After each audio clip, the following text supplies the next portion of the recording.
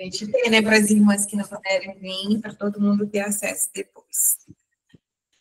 Bom, meninas, hoje a gente não vai se apresentar como foi da última, porque era a primeira, a gente vai direto ao tema, mas é muito bom ter vocês aqui, vocês são presente de Deus na minha vida, e eu queria começar hoje com... Eu tinha um convidado especial e ele acabou não podendo comparecer, mas eu sei que a Lu está aqui e ela pode nos ajudar, que ele viria para estar explicando, Lu, seria o Mário, né, ele é engenheiro lá da nossa célula, para falar sobre uma estrutura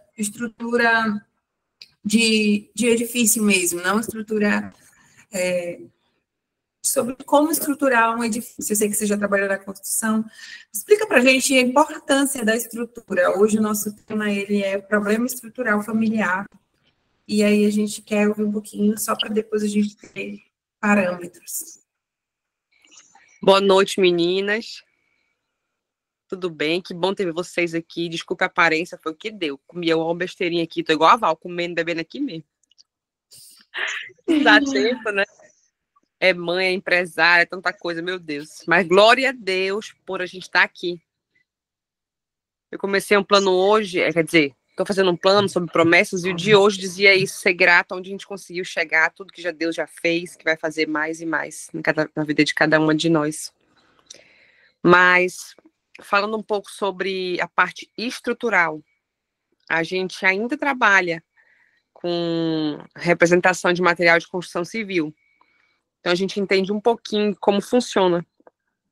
E aí foi interessante aí a Rosa falar, para pedir para falar um pouquinho, porque, curiosamente, foi uma das coisas que eu levei mais a sério, gente, quando eu aceitei a Jesus. Eu disse, sem ter conhecimento de causa nenhum, zero, só com aquele sentimento mesmo do Espírito Santo. Eu disse para Deus que eu não queria e eu não ia aceitar viver nada do que eu vivi lá fora servindo a Ele. E eu pensei, como que isso vai acontecer? Como vai ser isso? E aí, assim, Deus levantou pessoas maravilhosas que cuidaram de mim, e uma das primeiras coisas que eles me ensinaram foi sobre o alicerce. Que para eu não desabar, para que meu mundo não caísse novamente, como já tinha caído assim milhões e milhões de vezes, dezenas de vezes, eu precisava de uma estrutura, de uma base forte, que toda construção precisa. Quando você vai construir uma casa, eu lembro quando eu fui construir a primeira casa, e aí eu não entendi o que era baldame. Aí o pedreiro disse, olha, tem que fazer o baldame assim, assim, assim. Aí eles começaram a mexer. Foram muitos dias, eu não via um tijolo para cima, só para baixo. Eu digo, meu Deus, já tinha passado um mês, eu digo, essa construção não vai nem começar. Eles já começou há muito tempo. Aí eu disse, mas e o que é que o senhor está fazendo? Aí ele disse, a gente está cavando, colocando ferro, concreto, pedra embaixo, para quando a gente levantar essa casa, ela não desabar.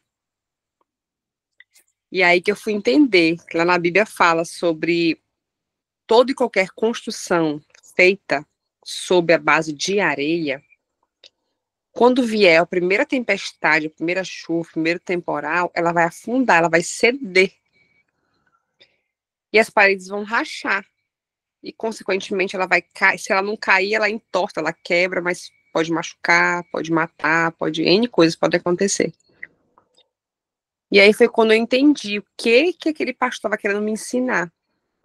Que a base da minha vida com Deus, ela precisava estar alicerçada na rocha que é Cristo. Que pode chover, pode cair temporal, tempestade, trovão, o que for. E essa casa não vai rachar. Acho que é isso.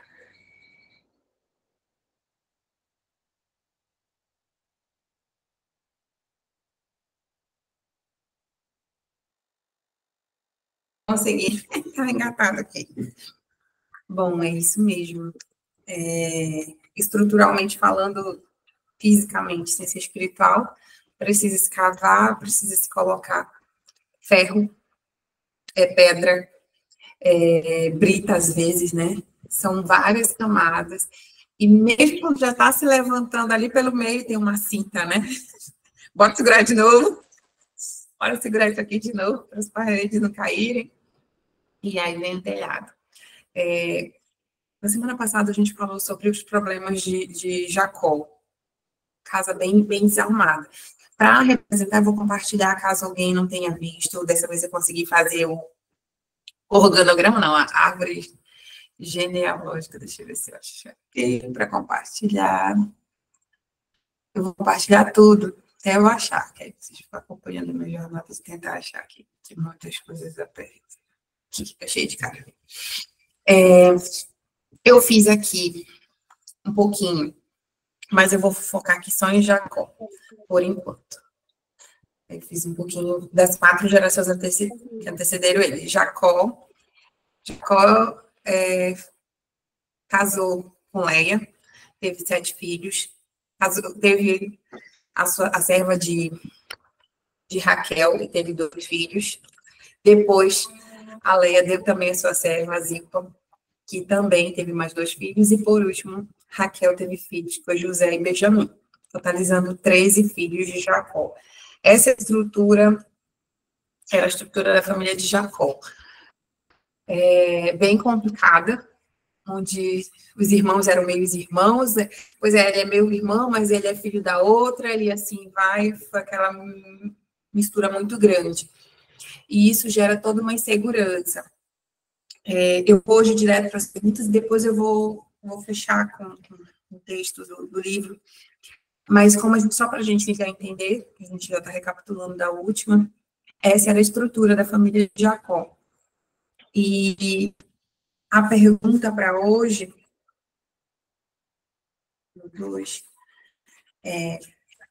seguindo o livro. Olhe para a lista dos membros da família de Jacó e converse sobre o que está errado em sua estrutura, debata um pouco sobre quem foi o culpado da má estruturação. Baseado em versículos lá de Gênesis, do 25 ao 50, que fala da história de Jacó, quem que você acredita, quem que montou esse cenário para Jacó? De vida, assim, com várias esposas. A Elisângela queria falar, se ela quiser falar agora. Levantou a mão, né, Garinha? Acho que é porque... Não pode falar, é porque eu acho que eu estou mexendo aqui na tela. Tá bom? Tá bom. Tá, mas continua. Eu vou abrir para você. O que você diz aqui, baseado no seu conhecimento bíblico? Quem foi que montou esse cenário? Quem foi que escolheu Leia? Quem que deu Bila, Zilpa e Raquel para ele? Como foi que ele montou essa família? Amada, no meu ver, eu creio que foi Deus, na verdade. Por quê? Porque Jacó, ele já estava Deus já tinha traçado o caminho dele, né? Então eu creio que foi ele, né? Claro que foi ele que decidiu quem ele queria. Mas naquela época, os homens, né? Poderia ter várias mulheres. Glória a Deus que hoje não. Está amarrada no lado destruído. Então, cada um, eles escolhiam geralmente o povo, ou seja, do mesmo povo, né? E eles iam escolhendo. Então, eu creio que Deus ele já estava com ele. Por quê? Porque ele já, desde novo, trazendo, né? Desde criança, o Senhor, Deus já tinha um chamado na vida dele, desde o ventre, né, como a palavra de Deus diz. Então, eu creio que todo esse processo, é claro que existiu muita desobediência, né, também precisou de muita sabedoria, de orar mais, de vigiar mais, né, digamos assim, dele cuidar mais da casa dele. Tudo aconteceu como, às vezes, trazendo para a nossa vida, às vezes, nós falhamos em algumas áreas, né. Então, eu creio que precisava, sim, disso, sabe? Eu creio que ele passou por todo esse processo, né? Mas o final de tudo isso, na vida de Jacó, foi bom, né? Foi bom, por quê? Porque Deus honrou ele, né? E apesar de tudo, que ele falhou bastante também, mas ele era um homem que temia a Deus, né? E ele obedecia ao Senhor. Então, eu creio que o Senhor permitiu, lógico, com que muitas coisas que aconteceu na vida dele, ele precisava passar, mas outras coisas foi porque ele decidiu, trazendo para nós também, né? O Senhor, ele nos deu livre-arbítrio. Nós podemos, sim, obedecer a palavra de Deus, mas, infelizmente, como humano, às vezes nós acabamos desobedecendo em algumas áreas, onde nós vamos sofrer as consequências, né, em decorrência das nossas escolhas. E eu creio que ele teve muita escolha também, legal, e outras não. Amém? Seja bem-vinda, Celiane. Eu vou abrir a segunda pergunta, tá? A estrutura de uma casa deve exercer, cada um tem um exercício de papel. Quais são os papéis a serem desempenhados numa família? Seja bem-vinda, Darlene. Então, assim, a gente pode ler, alguém pode ler Efésios 5, 22. Alguém trouxe Bíblia? Quem está aí com a Bíblia? Eu estou com Bíblia. Efésios 5, 22, aí 6 e 9.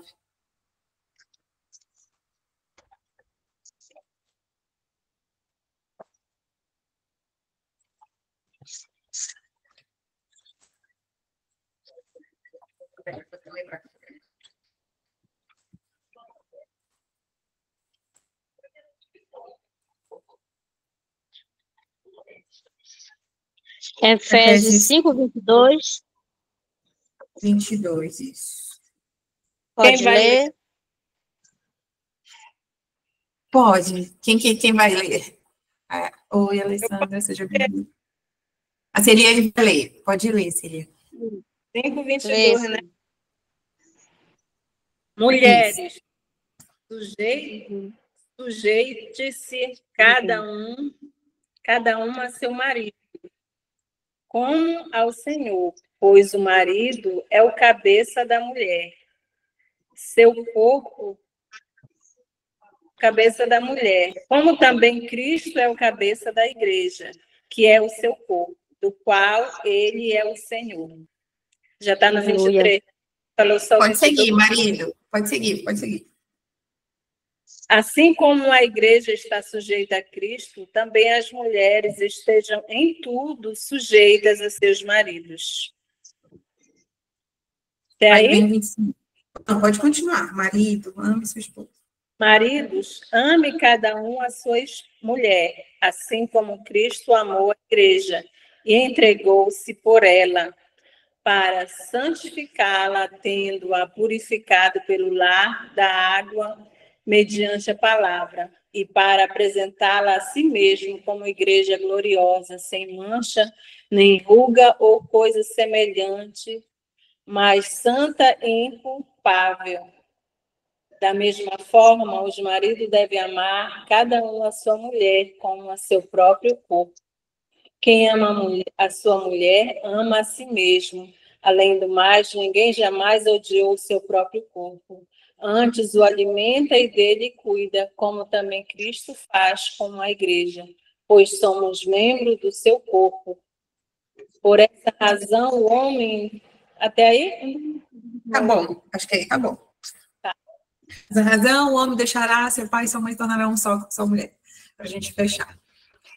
A pergunta aqui é como você acredita que seria uma estrutura perfeita, né, de uma família, exercendo cada um seu papel conforme Efésios? Já que você falou, Eliane, você já pode falar, e que, na sua opinião, seria uma estrutura perfeita? Ideal. Perfeita não existe, ideal. Pois é, palavra, né? A mulher, ela tem que se sujeitar ao marido, né? Como se fosse o Senhor, né? Se sujeitar. E hoje em dia, o que a gente vê muito, né? No mundo, é a mulher, né? Querer tomar o lugar, né? Do homem, né? Que é o cabeça, né? Que é para ele estar, né? Na frente. Então, aí fica uma confusão, né? Por isso que a gente vê lá assim, muito bagunçado, porque inverte, né, os papéis, eu creio, né? E a mulher querendo tomar o lugar, né, tomar a frente. E, na verdade, a mulher para estar do seu lado, né, ajudando. E o homem é para amar, né, a sua esposa como, como ele ama a si mesmo, né? Cuidar, assim como ele cuida do seu corpo, cuidar da sua esposa. E assim vai. Deu para mais ou menos?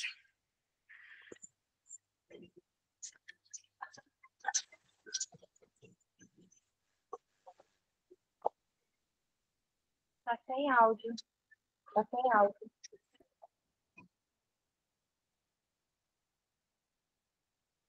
Rosa, tá sem áudio.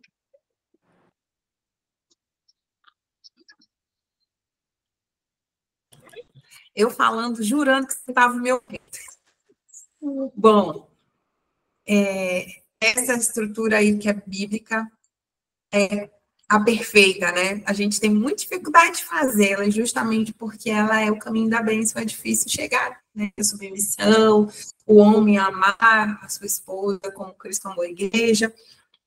E a minha pergunta agora, a gente acabou de ver há pouco, compartilhou a estrutura familiar de Jacó, que eram 4 esposas, que tinha 13 filhos.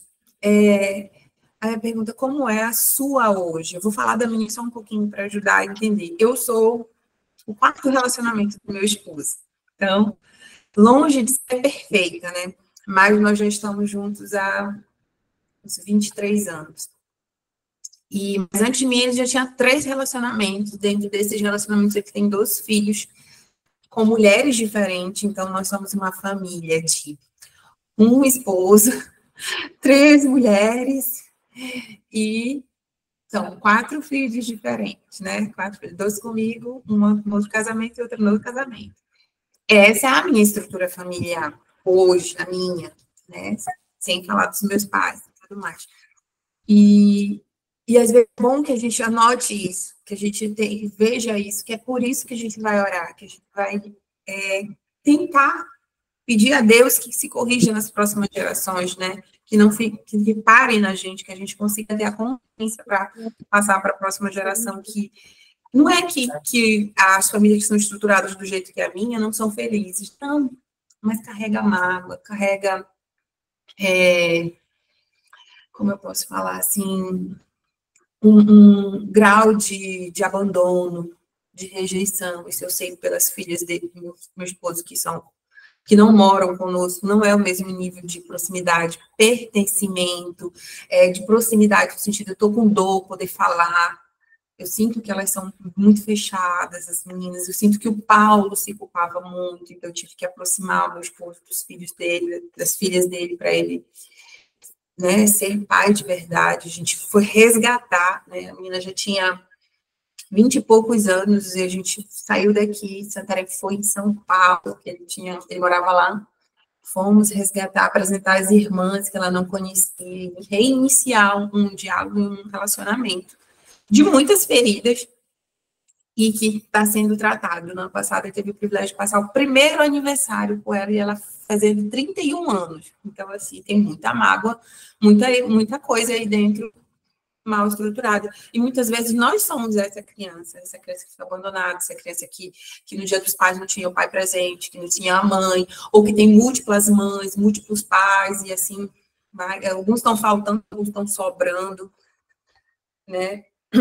Então, essa estrutura perfeita que a Bíblia citou, ela é o caminho, só que a gente acha que nem é tanto assim, e a gente acaba nesse nem é tanto assim, indo, né, quebrando um pouquinho, quando a gente vê que está desestruturada a família.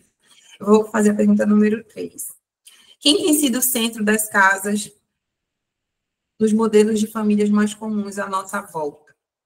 Quem tem sido o centro? O pai, a mãe ou os filhos? O que vocês acham hoje? Quem que é assim que coordena? Não sei como é perto de vocês, mas eu conheço muita gente que são as crianças que mandam. Se vão comer, é as crianças que dizem. E ficam chateadas se forem no lugar onde os pais não levou.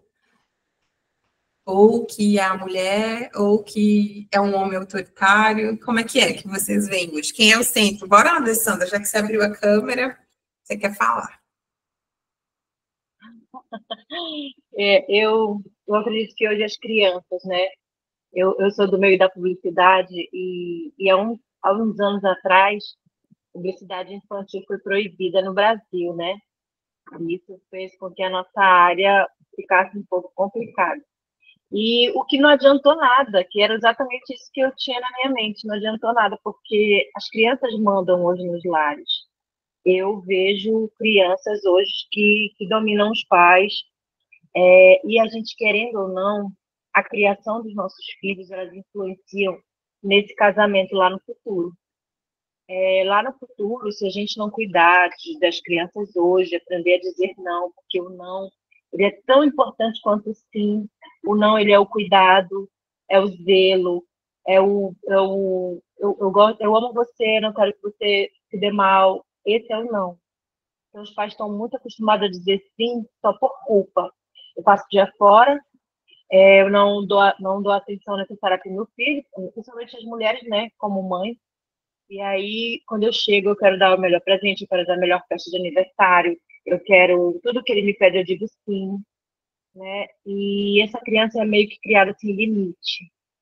E aí, quando cresce, se torna um homem, um marido, no caso do homem, uma pessoa, uma criança adulta, né? Uma pessoa, um adulto mimado, e que essa esposa, mesmo estando debaixo da submissão desse marido, ela tem muita dificuldade em lidar com questões que lhe foi ensinada pela mãe. Hoje os filhos também têm a imagem da mãe como o pedestal. Tem filhos que têm a mãe acima de Deus, né? E é muito complicado para as esposas estarem debaixo de uma submissão quando se trata de uma situação assim. Então, eu sempre falo para as minhas amigas, eu tenho amigas que não são cristãs, que elas colocam os filhos, elas, mães solteiras, colocam o filho no lugar de um marido. O filho não pode chegar tarde porque ela está esperando esse filho. Geralmente, quando é adolescente, tem que conviver com o pai, né, também, guarda compartilhada. Aí elas têm essa coisa de dormir com o filho na mesma cama. Eu tenho amiga que coloca lingerie, gente, para dormir do lado do filho, na mesma cama. Se perfuma, e tá como se aquela criança fosse o marido dela, sabe? E aí eu tenho conversado, tenho falado de Deus para essas pessoas, mas é um pouco complicado quebrar isso, né? Então a gente tem que tomar muito cuidado hoje com a criação dos filhos e não colocar os filhos em primeiro lugar em tudo, mesmo sabendo que às vezes a gente falha como mãe, falha como pai, né? A gente tem que colocar Deus primeiro, porque eu não sei vocês, mas eu fui criada numa geração em que era não, e vai chorar, chora, vai lá pro teu quarto, vai limpar, vai fazer. E a gente não tinha essa coisa de ficar revoltado com os pais, de querer matar todo mundo, de fazer birra, de se jogar no chão, essas coisas, não. E ninguém, pelo menos lá na minha casa, das irmãs, a gente não cresceu revoltado, violento. Pelo contrário, todo mundo ama os pais e cuida e quer estar junto o tempo todo. Eu vejo que hoje os pais colocam as crianças nesse, nesse pedestal de as crianças estão acima de tudo por carregar a culpa e depois não perde controle, não consegue mais voltar e aí os filhos já estão naquela fase de não querer andar com os pais, não querem obedecer, não querem ir para a igreja, não querem ir para a célula, não querem mais nada porque o pai já perdeu o total controle. E isso vai para a vida adulta, gente. Vai para a vida adulta. E é muito ruim, quanto esposa, você ter que lidar com um marido adulto que parece uma criança mimada, entende? Eita, que a Alessandra falou logo assim, trabalhada. Eu queria aproveitar que cada uma, nessas perguntas, se auto-perguntasse como está a estrutura da tua casa, quem que está governando. Eu me coloco aqui, eu por muitas vezes governei na minha casa. e tirei o trono do meu marido. E a gente teve, por muitos, poucas brigas de casal sempre foram por isso, porque ele viajava muito. E quando ele viajava, ele chegava querendo ser rei, mas já tinha alguém em posição de rei, porque ele me deixava, às vezes, 40 dias sozinha. Então, quando ele vinha, eu disse, espera aí, você sumiu, agora você quer mandar. Então, eu aprendi a ficar só, a mandar resolver tudo. Então, eu tinha dificuldade de recebê-lo novamente e colocar na posição dele. Eu tinha muita dificuldade. Graças a Deus, hoje já... Até outro dia alguém me perguntou, como você trabalha com Paulo, mora com Paulo, é na igreja com Paulo? Eu digo assim, eu aprendi realmente a perder para ele. Eu perco muito facinho para ele. Os outros não, para ele, não agora. Perco. Eu já aprendi mesmo, porque na vida eu já entendi que para ele eu tenho que perder rápido. Então eu já aprendi a deixar minha opinião para depois, e tudo, se realmente eu quero falar para o meu coração, e ele, como um bom esposo, amoroso, vai lá e faz. Então, aprendi a perder rápido e depois eu ganho. Esse é o segredo. Em reuniões, em várias coisas, que eu digo, meu Deus, ele está falando tudo o contrário. Mas ele deu a palavra dele, vou honrar a palavra dele, vou cobrir a palavra dele, e acabou. Eu estou fazendo as perguntas, mas eu quero voltar depois do debate. Ela não quer falar, né? Ela não pode então falar já respondendo a pergunta. Vou só continuar um pouco sobre o que a Alessandra falou, gente, e isso foi tratado em um dos cursos que eu fiz de cura e libertação de alma, muito profundo, isso que a Alessandra falou. Eu fui ter o meu primeiro quarto aos 19 anos. A minha mãe não permitia que eu tivesse quarto. Eu tinha que dormir na cama de casal com ela. Eu tinha que dormir a hora que ela queria. Eu tinha que acordar, não podia ter muitas amizades. Era um ciúme doentio. E só adulta eu vim perceber que ela me colocou neste lugar de marido. Ela me colocou no lugar de marido dela. Eu não podia ser uma criança, eu não podia ser um adolescente normal. Eu não podia. Eu vivia... subjugada, subrogada sobre essa situação que ela me colocou, por conta, na verdade, ela tentou fazer com os outros filhos também, vem de uma família disfuncional, 3 filhos, cada um de um pai diferente, e como eu era mais nova, sou mais nova, então ela me pegou para, né, assim, meu pai foi o único homem que ela viveu ainda há alguns anos, os outros ela só namorou, minha irmã nem conheceu o pai dela. Isso gera, assim, situações muito difíceis familiarmente, né? De desestrutura total, né? Então, assim, quando eu comecei a entender tudo isso, quando começou a ficar muito claro para mim, eu tinha algo no meu coração. Eu sonhava em ter uma família, eu sonhava em ter marido, eu sonhava que eu tinha um desejo no meu coração que eu ia ter 2 filhos e que esses 2 filhos seriam do mesmo pai. Para mim era um sonho, porque eu nunca tinha visto aquilo na minha família. Os tios, os primos, todos separados com várias mulheres. E as mulheres com vários maridos. E eu nunca tinha visto isso. Então, quando eu casei, que eu tive o primeiro filho, e a gente vivia aquela dificuldade, o casamento ainda muito, muito frágil, né? Eu dizia, Senhor, se eu me separar, no outro dia eu marco a cirurgia, eu vou retirar meu útero. Eu tinha isso na minha cabeça, gente. Porque eu dizia que se eu arrumasse outro marido, eu não ia ter outro filho desse marido. Então, assim, era uma coisa assim, meio doentia, mas eu tinha tanto trauma disso, que eu dizia isso. E aí, o nascimento do meu segundo filho, gente, eu chorava igual uma criança quando eu peguei a certidão de nascimento do Murilo, que eu vi o mesmo nome do meu esposo, o nome do mesmo marido, do mesmo pai para os filhos, para meus filhos. E assim, só para contar aqui brevemente, no dia que o Murilo nasceu, fui ter lá na minha cidade, na minha cidade, né? Ele nasceu lá, fui ter ele lá. A gente já morava aqui. E aí a minha avó, bisavó das crianças, começou ela defecava sangue, saía muito sangue, ela teve hemorragia pelo ânus, ela era viva ainda, foi de ambulância para o hospital, correndo. A minha tia, que estava vindo para o hospital para ficar comigo, sofreu um acidente, capotou o carro. A minha irmã estava em plantão. O meu marido não podia ficar comigo porque estava com o primeiro filho menorzinho. A minha sogra foi daqui para Altamira de carro. Quando chegou no ônibus, ela pegou uma doença contagiosa, não podia ver nem eu operado, nem o bebê. teve que voltar no outro ônibus, no outro dia. Gente, foi uma situação, assim, no mundo espiritual tão profunda. Eu fiquei com uma estranha no hospital, não pude ter nem familiar, nem um amigo, ninguém comigo no hospital no dia que ele nasceu. Eu tive que pagar uma técnica de enfermagem de ficar comigo. E depois daquilo eu fui entendendo tudo o que estava acontecendo. Então foi uma quebra de maldição, assim, muito profunda. Eu glorifico ao Senhor, porque foi aonde eu consegui colocar estrutura na minha casa, acreditando e vivendo o que Deus havia falado no meu coração. Que eu ia ter uma família estruturada, mas ia ser com base realmente, assim, de muita luta e tomar, assim, posse das declarações vindas do céu. Foi isso que eu fiz. Agora eu já tô com 12 anos de casada, sou a única casada na minha família, na minha casa, por parte da minha família.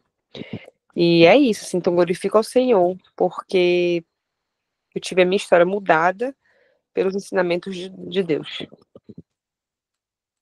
Eita Deus, eita Deus. Você não pode nem pensar em separar o que eu vou dizer. Tem promessa. 5, eu vou lá aqui, porque a Lu acabou de responder. Como isso afeta a estrutura familiar? Ela respondeu 4, vou por 5. Porque ao falar sobre o lar, em Efésios 6, 5, 9, Paulo inclui a relação servos e senhores. Qual a relação deles com a família? Alguém pode ler Efésios 6, 5, 9? É logo em seguida daquele que a gente estava. Do 5 ao 9.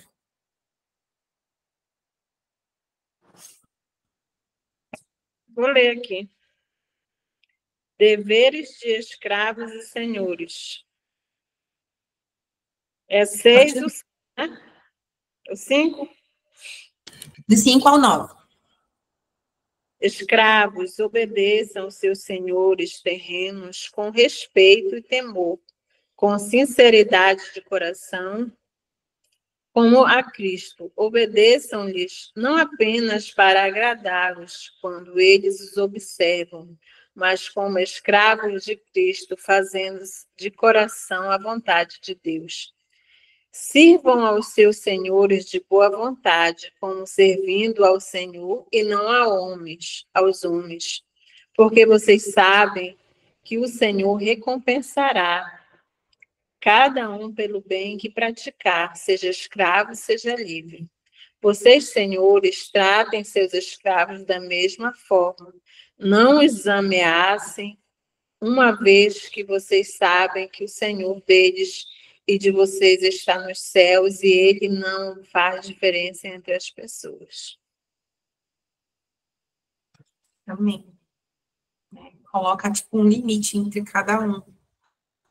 Servo, né? Aquele que tem que servir como se fosse servido a Cristo, e que os senhores também respeitem, porque os dois não fazem distinção. A pergunta agora é, por que, ao falar sobre o lar, inclui essa relação servos e senhores? Qual é a relação deles com a família? Eu vou colocar aqui uma observação. Por um tempo, eu achei que meus funcionários, eu sou empreendedora, tipo, os meus funcionários eram a minha família. E foi uma grande ilusão, um grande engano. Não são e nunca serão, nem de perto, o que é a minha família. E eu me decepcionei muito na expectativa, achando que fulana era como se fosse uma filha. Eu já tive várias vezes que vários funcionários saíram de um jeito que eu jamais imaginei que sairia a ruptura daquilo. E eu disse, não tem, não. É complicado. E essa relação, família é uma coisa. Família, eu até tenho uma frase em casa que quando o Paulo quer corrigir ou falar alguma coisa, qualquer um membro da nossa família, a gente diz assim, família só se ama. Família não se corrige. Família não se confronta. Funcionário, você confronta. Ele fez errado. Família, você só ama. E aí, como é que você vai colocar um familiar seu na posição de funcionário? Não dá. Não dá. E, da mesma forma, considerar um funcionário como família, achando que ele vai ter toda a consideração. Não, gente. Eu faz muito feia, mas eu na hora parei para refletir, a pessoa disse assim, não, gente, alguém que demitiu e processou uma empresa muito grande aqui em Santarém, e ele disse assim, olha, amor ele já tem, ele já é casado, ele queria era dinheiro mesmo, tipo, Jesus. E, de fato, a relação dele era de dinheiro, era de uma relação trabalhista, né? Então, amor a gente tem na família e em casa, a gente não confunde isso é muito interessante. E aqui houve essa confusão, né? Olha, você é minha serva, Bila, vai lá, faz o filho. A mesma coisa aconteceu lá com a Ana e a Elcana, né? Deu a serva. Não, menina. A H também, a mesma situação. H, era o H que eu queria citar. Que aí depois ela confronta, menosprezando Sara por não ter filhos, né? E vira aquela afronta dentro de casa. Por quê? Porque deu uma posição para alguém que não era da família. Ser da família. Família a gente ama, a gente suporta, a gente é suporte. Mas os outros, não, cada um tem a sua, né? A não ser aqueles de coração, que realmente você adota de 100% e é da sua família. Mas cada um tem a sua estrutura familiar. Mas eu acho interessante Paulo colocar essa relação, que cada um se respeite, que cada um sirva, que o servo sirva com temor ao seu líder, ao seu chefe, e que você, chefe, tenha respeito, porque diante de Deus somos iguais, né? Que haja esse cuidado. Se ainda usa o termo escravo, naquela época ainda tinha escravo, né? Era bem pior. Mas hoje a gente vê, às vezes, um relacionamento tóxico nessas situações em que as pessoas se acham dona da outra pessoa, falando, faz assim, eu já presenciei, tenho o privilégio de trabalhar só com PJ, né? Só empresários, então, assim, já vi de tudo.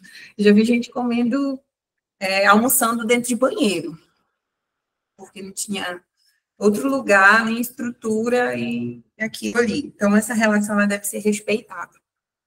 Deve ser respeitada dos dois lados.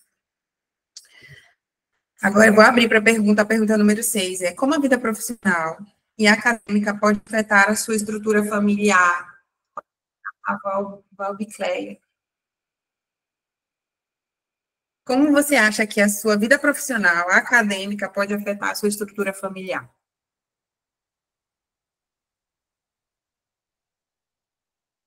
Só apertar aí no microfone, para sair.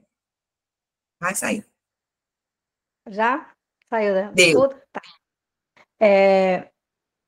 Eu sou cabeleireira, né, e manicure, então eu trabalhei muitos anos no salão e um pouco afetou o meu casamento, porque eu dava de mim para a empresa. Então, assim, eu vestia a camisa mesmo da empresa e eu ia para o trabalho, eu tinha hora de chegar, eu tinha hora de entrar, não tinha hora de sair do meu trabalho. Porque, sabe, salão só tem a hora de abrir, a hora de fechar, a gente tem que atender até o último cliente, né? E aí, nesse período, meu esposo, eu sou casada há 30 anos, tenho 3 filhos, com ele também, o que a Lu falou sobre essa maldição, que eu digo que é maldição, é de ter pais diferentes, eu também morria de medo disso. Eu sempre pedia para Deus quando eu me casasse, eu queria que o meu esposo fosse o pai dos meus filhos e que eu vivesse até que a morte nos separe, né? E eu creio assim que Deus assim está honrando e vai honrar em nome de Jesus. Então, voltando, e aí nesse período que eu estava trabalhando no salão, eu deixei muito a desejar de ser esposa, porque eu chegava cansada, eu não queria saber de estar com ele, de estar conversando. Então, isso afetou muito a minha relação com ele. E ele arranjou outra pessoa, né? Eu descobri, foi aquela briga toda. Mas, glória a Deus, que ele nunca saiu de casa. Quando eu descobri, ele deixou, né? Eram aventuras, né? E, assim, eu sempre digo para ele que tudo que a gente planta, a gente colhe, né? E eu digo assim para ele, aí ele diz, tu vai me trair? Eu digo, não, jamais. Mas, assim, as consequências vêm depois, né? Vem mais tarde. E eu creio assim que... Aí eu peguei e digo, não, sabe de uma coisa? Eu vou sair do meu trabalho. Conversei com a minha patroa. Eu disse que eu ia sair, que eu ia me dedicar mais à minha casa, me dedicar mais aos meus filhos. Porque eu saía para trabalhar e eles ficavam em casa, né? E graças a Deus, assim, que eu consegui resgatar meu casamento, eu consegui resgatar meu marido. E hoje, assim, todo dia é uma guerra, né, que a gente sofre, que a gente briga, porque não é fácil. Hoje em dia está muito, muito, muito difícil a gente criar um filho por causa da internet. E hoje em dia a gente não pode nem bater, porque se a gente bater é denunciado, né? Então, na época, os meus filhos eram pequenos e, graças a Deus, hoje são homens. Já tenho 2 filhos que já são casados, né? A menina e o outro meu filho. Tenho dois meninos e uma menina. Já sou vó também. E, graças a Deus, assim, Deus, ele me honrou tanto, que até, assim, eu sou muito grata a Deus por ter a minha família, por ter meus filhos, por ter minha neta. E eu glorifico muito a Deus, assim, porque Deus, ele é muito maravilhoso. Deus, ele é fiel naquele que crê, né? E eu creio que nós somos mais que vencedoras. Amém? Amém. Amém. Que bom que você colocou seu testemunho, porque eu não sei se no seu lugar, minha irmã, teria tido a sua coragem de perdoar, porque é muita coragem perdoar e viver a vida depois com aquela pessoa. É muito difícil, né? Muito difícil. Na pergunta, vamos lá, a gente ir para as perguntas, depois a gente abre mais. Eu quero colocar uma questão para vocês de mapeamento de libertação espiritual, que é uma coisa adicional do livro, por isso que eu estou indo direto para as perguntas no livro. Com a vida profissional acadêmica, já fez isso. Como o pecado pode afetar a estrutura familiar? A Rosileide, quer falar? Rosileide, pode falar. Rosileide está aqui, mulher. Como tu acha que o pecado pode afetar a tua estrutura familiar? Desculpa, pode repetir? Como você acha? Isso, como você acha que o pecado pode abalar a estrutura familiar? Ele, né, no meu ponto de vista, o pecado, ele desconfigura, né, tudo que Deus planejou para a gente. Então, ele abala e afasta todo o propósito da nossa vida. E cada vez mais que você vai seguindo o pecado, na verdade, né, o que Deus não quer para a gente, mais às vezes a pessoa vai ficando mais complicada ainda. E quanto mais a gente vai seguindo o que Deus quer na nossa vida, mais as bênçãos, né, tudo que Ele prometeu para a gente vai acontecendo. Então, na minha vida mesmo, eu sempre me pergunto, né, assim, que aconteceu isso. Então, Deus permitiu, mas será que é o que Deus quer para mim? Eu sempre fico refletindo nesse contexto. Será que eu estou no caminho certo? E realmente, assim, o pecado ele acaba com tudo, né? A estrutura inteira, né? Pessoal, familiar, trabalho, é tudo. É isso. Ótimo. A pergunta número 8 é assim. De acordo com a mentalidade de nossos dias, qual tem sido a importância dada à estrutura familiar? Que até já foi citado, mas eu queria colocar para vocês um depoimento que me escandalizou, que hoje no Roblox, que é um joguinho infantil, que meu filho não joga, mas ele assiste de vez em quando no YouTube, alguém jogando. Existe um chat onde está sendo... muitos pedófilos estão usando para pedir nude de crianças, situações, e depois manipular a mente das crianças, né? E crianças que querem se matar por conta da vergonha. E também teve uma criança em São Paulo que matou os pais. E ele... a juíza falou assim que uma das coisas que ela percebeu é que não tinha o senso da gravidade. Ele não conseguia distinguir o senso da gravidade do que ele tinha feito, porque para ele era comum nos jogos ele matar, né? Então, ele não tinha um parâmetro do que ele tinha feito, ele não tinha zero concepção, consciência do que ele tinha feito, né? E aí eu digo, meu Deus, como como não ter uma consciência de que matar não é bom, ainda mais os pais, os dois. E a criança não só fez, né, como ela entrou no carro, se vestiu de uniforme e foi para a escola. Assim, a vida seguiu totalmente Rosa, desestruturada. a respeito de jogo, de filme, televisão, criação de filhos, o que eu tenho visto, o que eu tenho visto hoje é que as pessoas, tá muito fácil ela colocar, por exemplo, a culpa no Roblox, que é um jogo. Roblox é um jogo que tem jogo de tudo quanto é jeito. Tem os mapas, a pessoa joga lá, ela entra. E tem a parte online, tem a parte que não é. Eu não sei, quer dizer, eu sei. A mãe entrega o celular para a criança, ela não tem controle de como ela usa, o que ela faz, o que ela assiste, o que ela... nada. E quando dá errado, pela negligência da maternidade, ela culpa o jogo. O pai não ensina, o pai não tira um tempo de leitura bíblica para a criança. Entendeu? Porque aqui meus filhos, agora tá uma, como é que fala? Uma febre de lar sem telas. Quem consegue viver, eu acho ótimo. Aqui, meus dois filhos têm celular. Os meus dois filhos têm celular. O de 7 anos já tem o celular e o de 10 anos já tem. Eles têm hora para jogar. Eu olho todo dia o telefone deles. Eu tenho um aplicativo que eu bloqueio quando eu quero. Eu olho o histórico. Eles não usam o YouTube, mas eu deixo eles jogarem. Então, eu tenho total controle. E eu não vejo problema nenhum. Mas o que acontece é que as pessoas estão fazendo isso. Elas tiram a sua responsabilidade e jogam no jogo. E joga no coleguinha. E joga porque o Batman é do não sei o quê. Um exemplo, né? A culpa, tirando a sua responsabilidade e colocando na outra coisa. Tu acha que uma criança dessa, não pelos meus filhos jogam, mas uma criança dessa já não estava demonstrando vários problemas mentais, de comportamento principalmente, e não tinha supervisão? Porque como é que uma criança conversa com uma pessoa estranha?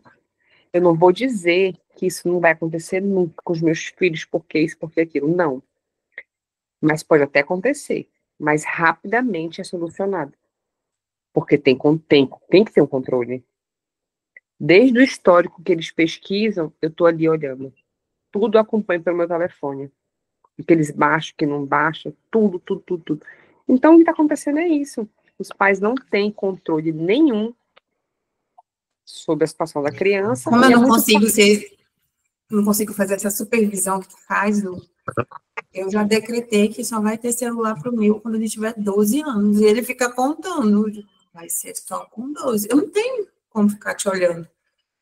Não, eu só consegui fazer por causa do aplicativo que eu instalei. Tu instalou um aplicativo que tu consegue monitorar. Eu só vai ter celular quando ele sair de casa e me ligar para eu buscar. Enquanto até 12 anos eu não vou deixar, então não vai ter celular. Por exemplo, os meninos fazem vários extras. Eu tenho que ligar para eles direto. Ah, tá. Porque tu precisa. E como eu trabalho em casa, eu tenho esse contato. Exato, eu preciso.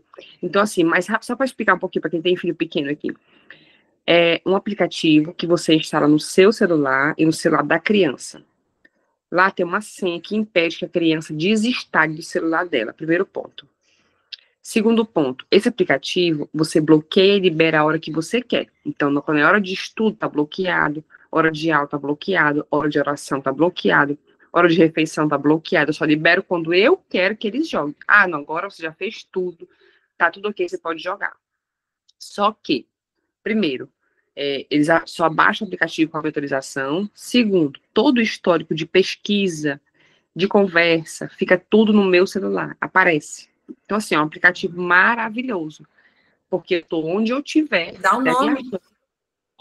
Vou compartilhar no grupo. Porque, assim, a Raquel... Onde estiver, eu vejo o que ele tá vendo, entendeu? Eu sei. A minha filha, ela já tem 17 anos, vai fazer 17. Mas quando ela tinha uns 12 anos, eu vi que ela recebia mensagem que ela nem estava entendendo. Porque ela era inocente de fato, mas eram mulheres dando em cima dela. Mulheres dando em cima dela. E pelo Instagram, no direct. Ela não estava nem entendendo, aí perguntava as coisas para ela, ela respondia umas coisas assim meio... Porque ela não estava na ingenuidade, ela não estava captando a mensagem. E foi nesse período que foi perto de pandemia, um monte de problemas mentais, né, que todo mundo teve. Eu pedi para o meu esposo ficar muito próximo dela, e ele começou a levar ela até a noite do sushi, só dele, sair. Isso ajudou muito, porque ela estava ali na adolescência, decidindo, né, o sexo, que ela ia ser da vida, e ainda vinha esse monte de seta inflamada do inimigo. Eu digo, não, meu amor, eu fazia ela se arrumar igual uma princesa, tipo, você leve ela, abre a porta do carro, você pague a conta. Aí era meia-noite, eu disse, Raquel, o que você faz meia-noite na rua? Aí ela disse, mãe, eu tô com o papai. Eu digo, eu sei, Raquel, mas você tem que botar moral para esse homem te trazer cedo para casa. Aí ela ria. Pois é, meu filho, não pode ficar metade da noite, mesmo que seja com seu pai, comprou dinheiro. Aí ela ia, mas assim, tudo então na verdade, só estava querendo firmar a personalidade. Eles estão colocando filhos no mundo. Muito bem, Lu. Para as pessoas criarem, entendeu? Eu quero esse aplicativo para colocar hoje em dia, gente. Vou mandar o print do aplicativo para você. Você percebe que tem mãe, tem pai que fez do celular uma chupeta, né? Só enfia. O filho para de chorar, parar de dar trabalho, eles dão o celular, o filho fica quieto, está tudo certo. Só que a gente pensa que as crianças elas não entendem as coisas. Eu vou falar para vocês. Eu tive meu primeiro neto esse ano, ele tem 10 meses, e a minha filha não quer dar tela para ele. Mas o pai joga, são um casal jovem, né? O pai joga videogame e o bebê sempre está por perto, prestando atenção em tudo. E aí a minha filha fala assim, mas ele ainda não entende, não sei o quê. Eu falei, ele está na fase esponjinha, ele entende tudo. Se você fizer algum gesto para ele, ele imita o gesto que você está fazendo. E ela não acreditava nisso, né? Por ser uma mãe ainda marinheira de primeira viagem. E aí, quando foi um dia, ele estava aqui em casa e tinha um carregador de celular em cima do sofá. E ele já está engatinhando, ele levantou, pegou o carregador e ele foi certo na tomada que fica vedada para ele não meter o dedo, né? Ele foi certinho com o carregador na tomada, que todo mundo ficou besta. Ele só tem 10 meses, ele ainda engatinha. Então, para vocês terem uma ideia de como as crianças hoje estão... as crianças de hoje são crianças tecnológicas, elas já nascem sabendo de coisas que a gente nem imagina. Eles ensinam para a gente coisas que a gente nem não sabe. E eu estou fazendo um curso agora para perito criminal de inteligência artificial, e nesse curso a gente teve que entrar mais a fundo na internet, né? Que é o submundo da internet. Gente, são coisas bizarras. Eu saí do curso chorando outro dia de ver coisas que acontecem com crianças que os pais não sabem. Aí tem o relato da polícia, né? Que é a Polícia Federal que investigou, a gente tem acesso aos relatos. 12% das crianças que tiveram acesso a esse submundo cometeram suicídio. Isso, eles fizeram uma pesquisa entre 1.000 crianças, e assim, coisas absurdas você vê lá que os pais nem sonham, nem imaginam. E saiba que o aplicativo que você coloca no seu celular, no celular do seu filho para bloquear, o teu filho pesquisa como é que faz para desbloquear, tá? Ele pode não pesquisar no dele, mas ele pesquisa no celular do amiguinho que não tá com o aplicativo. Como é que ele faz para desbloquear e usar a hora que ele quiser. É incrível, as crianças são muito inteligentes. E aí a gente tem que ter, tipo assim, um zelo a mais. Mas aí já vem a questão do zelo a mais que as mães têm que ter. Não é só dizer não pode, não, é questão do caráter. De que ele vai fazer, se é escondido, entendeu? É caráter, isso aí é caráter. Entendeu? Aí que vem a importância de uma estrutura. Se vocês são casados, e aí tu vai para casa do pai, não é o teu caso, Lu. Lá, o pai não vai mais querer saber do aplicativo. Não vai querer ter trabalho. Por exemplo, a minha sobrinha de mesma idade do Miguel, um ano mais nova, ela tem 9 anos. Estava nessa situação bem, assistindo YouTube, adicionou pessoas numa coisa, conversando com pessoas estranhas, e minha irmã descobriu que tinha uma pedófila no meio. 9 anos. Então, assim, mas por quê? Ela está no segundo casamento, não tem um pai presente, a menina passava 24 horas do dia no celular, entendeu? Só saía quando estava no colégio. Acordou celular, dormiu celular, banheiro celular. Então, assim, aí a culpa é do celular? Não. A culpa é da mãe e do pai que não cuida. Na minha opinião, né? Mas aí fica aberto aí. Mas a verdade é que a gente chega tão cansado e às vezes a gente não gera, não proporciona mais tempo de qualidade, né? Com os filhos. A última vez que jogou um jogo de tabuleiro com os filhos? A última vez que jogou um Uno com os filhos, criança? É raro. Vamos lá para as duas últimas perguntas. Rapidinho. É uma coisa que realmente a Lu falou, né?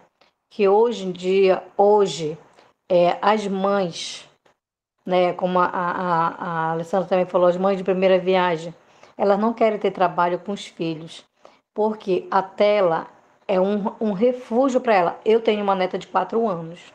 A menina, ela é super inteligente. Então, meu esposo, ele brigava muito comigo, brigava muito com a nossa filha por causa disso, por causa de tela. Então, eu comecei a me policiar, também a minha filha, porque ela, ela tem um monte de brinquedo, ela tem um monte de coisa, ela não queria mais brincar, ela só queria estar no negócio da tela, da tela, da tela. Sendo que o telefone é meu e da minha filha. Então, assim, quando eu quero fazer alguma coisa, tipo, ela, ela mora comigo. E aí eu queria fazer alguma coisa, então, para ela não me aperrear, eu dava a tela para ela, né? O celular para ela, assim, tipo, joguinhos, coisinha boba no meu celular. E ela descobriu o YouTube através de outra criança da mesma idade, 4 anos. E ela começou a baixar jogo no meu celular e meu celular começou a ficar pesado. Eu disse assim, meu Deus, por que meu celular tá assim? Aí eu fui ver. Ela baixou jogo no meu celular. Aí eu perguntei para ela. 4 anos, inteligente. 4 anos. E eu disse assim, minha filha, quem foi que lhe ensinou você a baixar jogo do celular da vovó?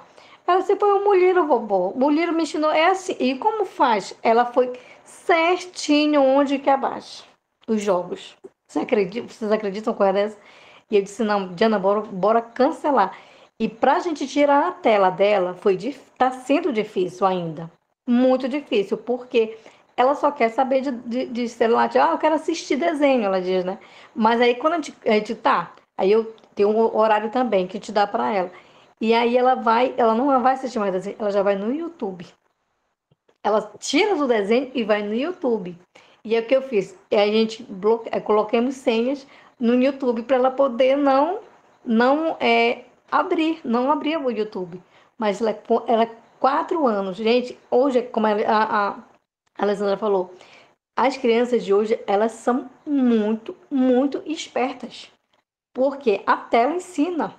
Muito, muito, muito, muito fácil de eles aprenderem. E é rápido que a mente deles são um flash. Por isso que é muito importante E tem mais uma coisa.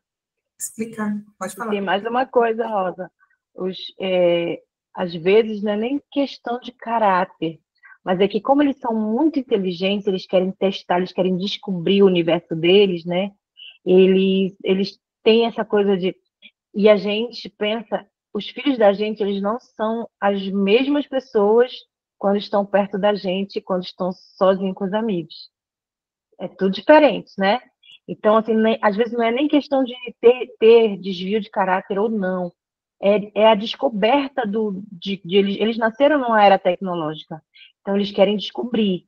E, às vezes, aí quando eles descobrem algo que os pais, ele já percebeu que os pais não sabem, é uma vantagem. E isso mexe com o ego da criança, entende? Então, é nessa hora que a gente tem que ser muito sincero, a gente tem que conversar. Eu já ouvi mãe dizer para mim assim, eu não vou falar com meu filho porque ele não vai entender. Entende. Olho no olho, baixa no mesmo nível da criança e conversa que ela entende sim. Ela entende mais do que você. E criança, quando ela consegue... Eu acho também que aqui nesse momento não adianta levar tudo ao pé da letra sem misericórdia de Deus, porque eu peço muito para Deus, Senhor, coloca temor no coração dessas crianças. né? Eu mostro para eles o temor que eu tenho. Não é só ensinar e executar, não parte só disso, realmente.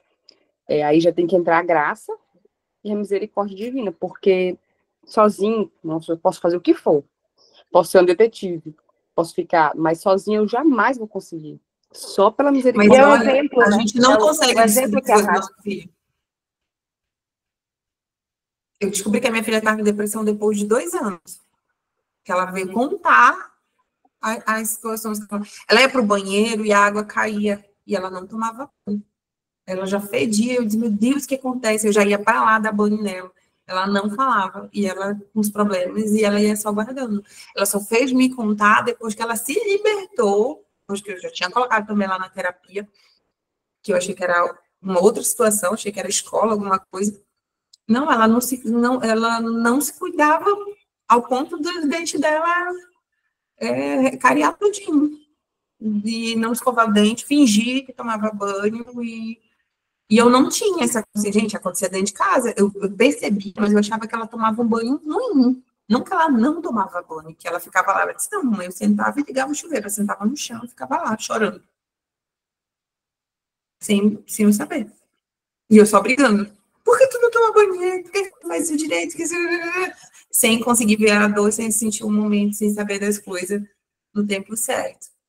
Vim saber, foi só misericórdia que sustentou a minha filha, porque de mim mesma ela não teve apoio, não. Só tinha uma mãe xingando e reclamando, que tudo ela deixava jogado, que tudo não tinha motivação para nada. Como? É o exemplo que arrasta, né? A gente às vezes cobra tanto das nossas crianças, mas a gente mesmo não larga o celular para nada. E aí é difícil até de perceber esse tipo de coisa, né? Meu filho fala isso, que ele diz, você tem celular, você tem celular, você tem celular. Eu não tenho celular, vocês estão tudo no celular. Eu digo, meu filho, perdão. Aí eu deixo, não toco, a gente vai para um restaurante, algum lugar. Vocês estão tudo no celular, eu não tenho. Eu digo, ele não tem. E eu, por isso que eu, senão ele também estaria. Mas a última pergunta, para a gente voltar aqui, que eu quero dar uma tarefa muito especial.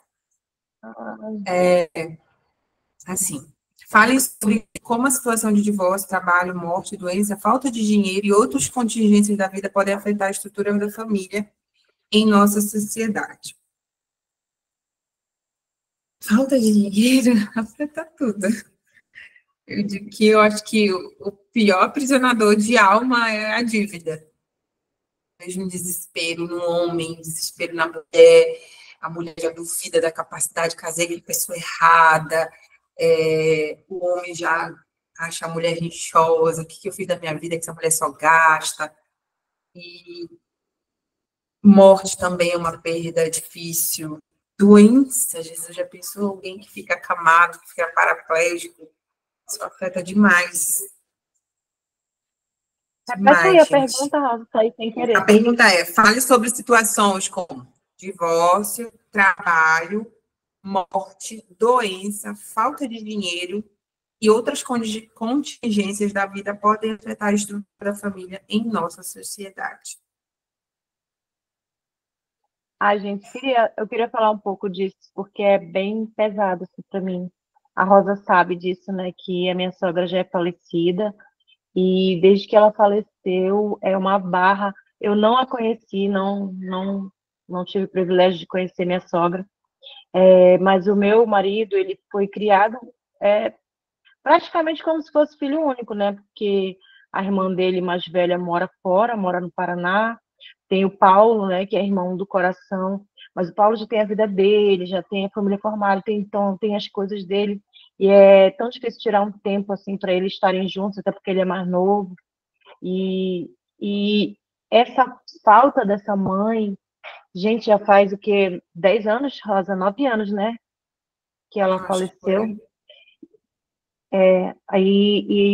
E todo ano é muito difícil, gente. Quando é aniversário, mês de aniversário da mãe dele, é muito difícil. Ele some, ele desaparece, ele bebe muito por conta que ele quer esquecer essa mãe. Aí a gente. É difícil até de conversar com ele sobre o assunto, porque ele não aceita. Que às vezes eu penso que é carregar culpa por alguma coisa.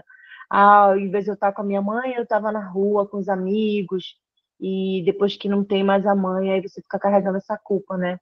E é muito buscar Deus, assim, muito, muito, muito. Eu já passei por situações que a família nem imagina as coisas que eu já fiz, aonde eu fui buscar ele, os lugares que eu enfrentei para trazer ele para casa. E, assim,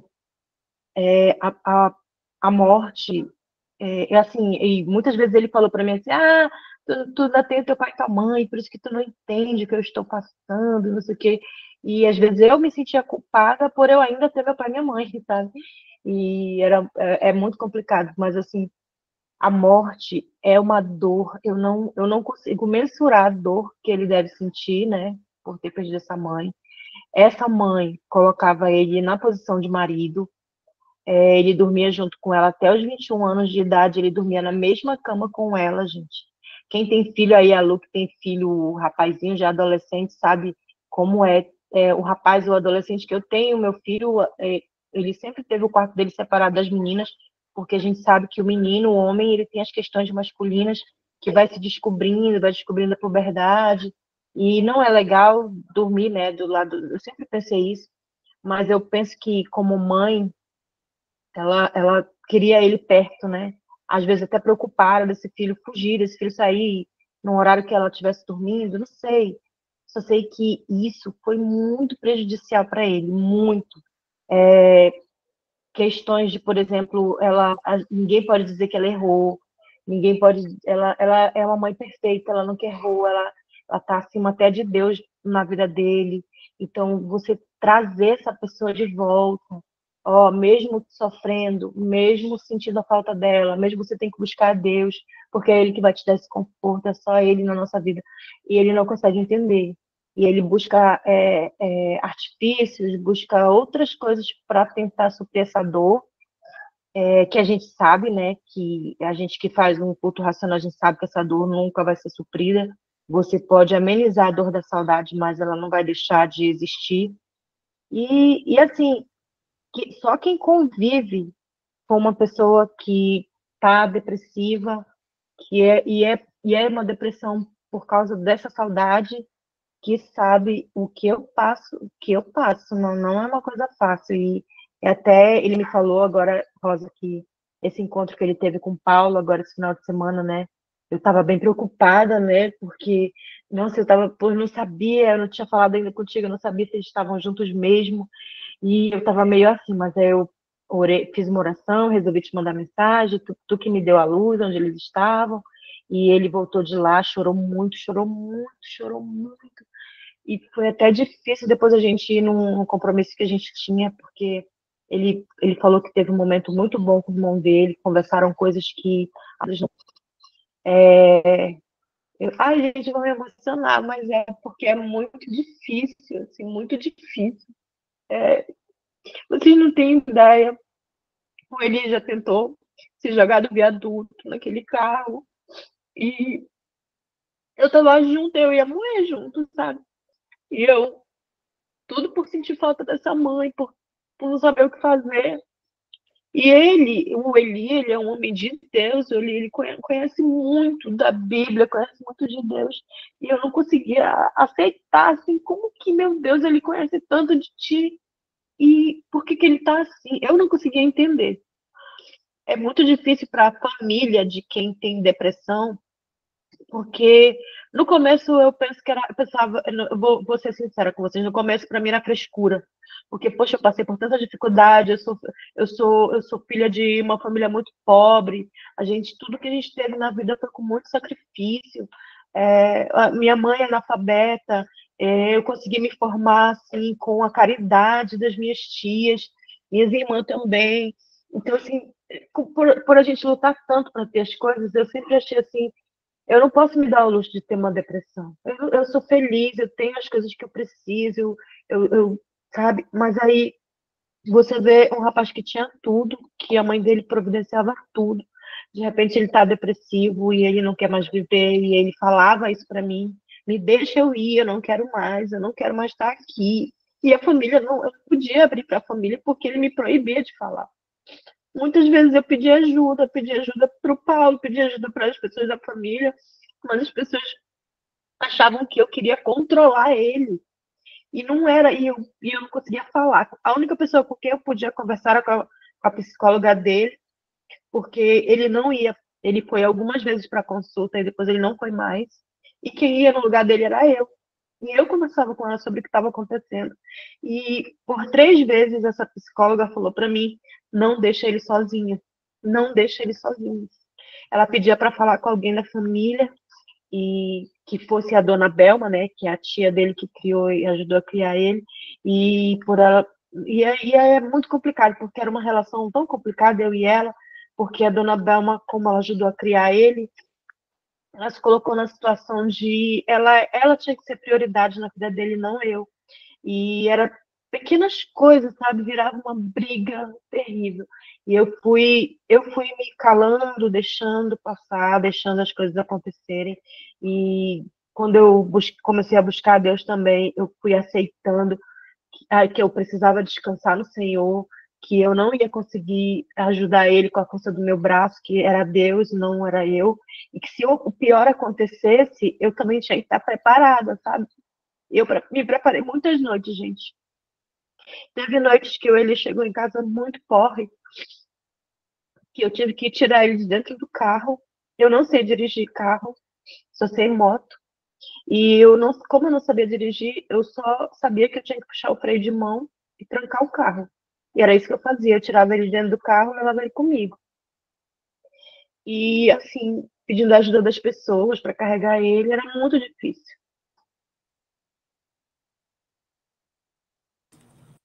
Glória a Deus. Tá tossindo, eu acho. Seja bem-vinda, Nega. Te ajeita, Nega. Vem mais vezes. Sentindo tão falta. Ela tá emocionada, Alessandra. Desculpa, gente, é que... Mas que bom que eles se... Que bom, sábado eu tava dormindo, quando eu acordei, Paulo só mandou uma mensagem, uma foto. Eu já tinha ido, não sei nem... Aqui em casa, glória a Deus, a gente tem essa liberdade. Em nada meu marido me prende, é só se mesmo tiver tarde, onde você está, por segurança, mas cada um segue, vai e volta, se avisa e tal, mas é livre.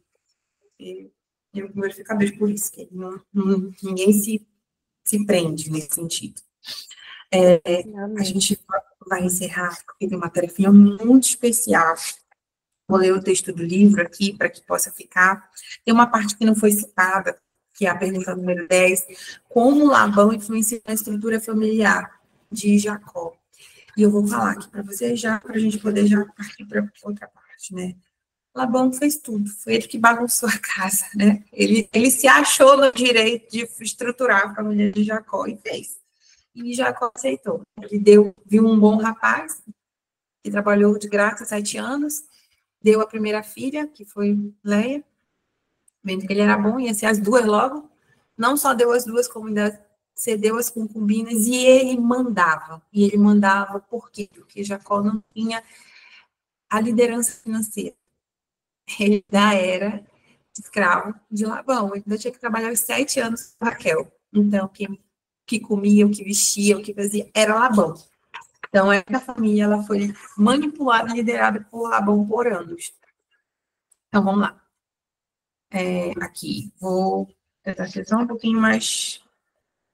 Labão, o sogro foi quem arranjou a casa, manipulou as peças e montou a família. Ele viu que o rapaz era bom, de característica perfeita para casar as 2 filhas. E ainda de brinde deu 2 concubinas. Jacó trabalhou 7 anos como candidato a genro, depois mais 7 como genro de fato. E nesses últimos 7 anos, ele não tinha salário para sustentar a casa e as 4 mulheres. Então, quem pagava as contas? Quem dava comida? Quem vivia 7 anos sustentado e manipulado? Eles viveram 7 anos sustentados e manipulados por Labão. O dito popular afirma que quem paga as contas manda. Temos aqui mais um problema estrutural na família de Jacó. Quem mandava era Labão, e Jacó ficou inteiramente nas mãos do sogro. Os meninos cresceram nesse ambiente, e a última palavra é a do avô. Pai e mãe não decidem nada, quem faz é o Labão, dono da casa e sustentador de todos.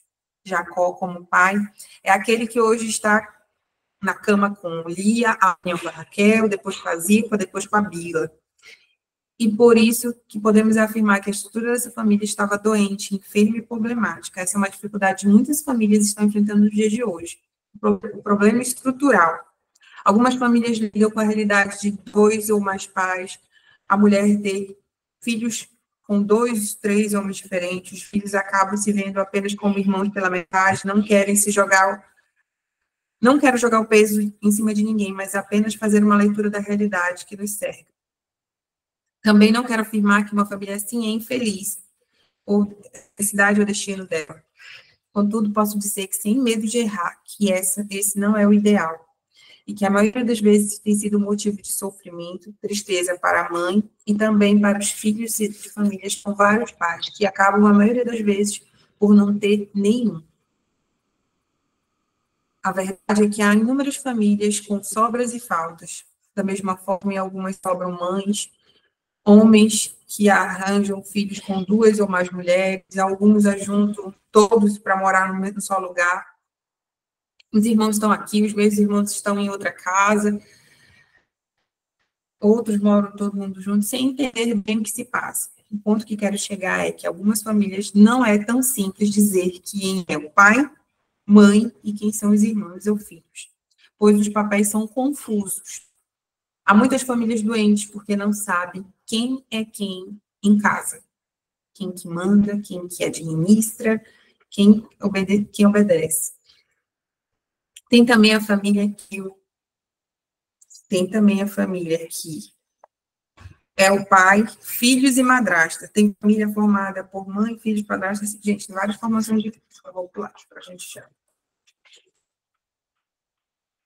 A realidade é que a causa de tudo isso tem sido as separações do casamento, que hoje é comum separar. Também é comum casar naquele horroroso, sem orar, sem esperar, sem jejuar, sem pagar um preço. Hoje é considerado natural.